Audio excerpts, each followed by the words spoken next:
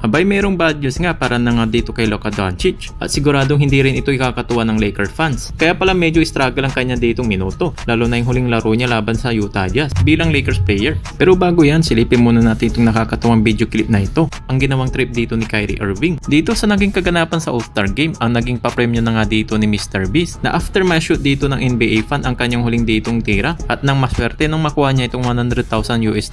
Pati na rin dito mga NBA player ay talagang ikinatuwa na nga rin nila. Pero ito na nga si Kyrie Irving ay mayroon na nga siya ditong ginawang trip dahil kumuha siya dito ng pera sa premyo ng NBA fan. Dito sa naging kasayahan, panoorin natin itong video clip na ito.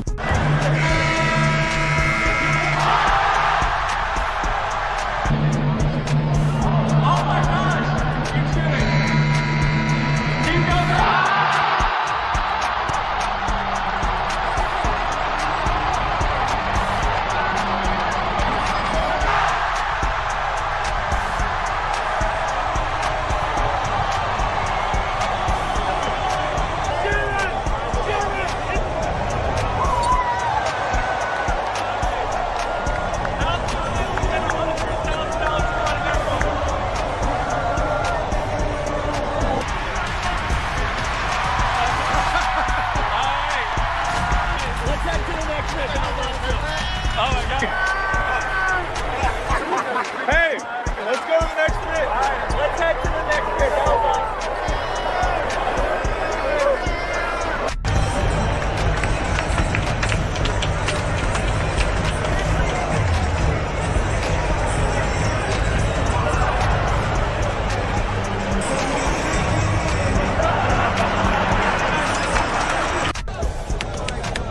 How's it feel, man? Crazy. I have no words. Oh my God. That was epic.